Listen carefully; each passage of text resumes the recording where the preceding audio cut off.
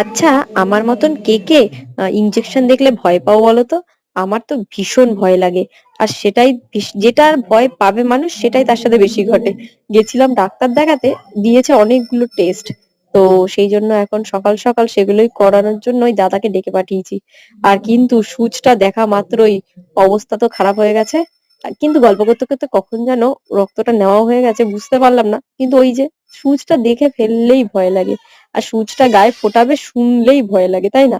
এই চলে আর কি, আর কিছুই নাই, ওই কয়েকটা টেস্ট ছিল সেগুলোই করাতে দেওয়া হচ্ছিল।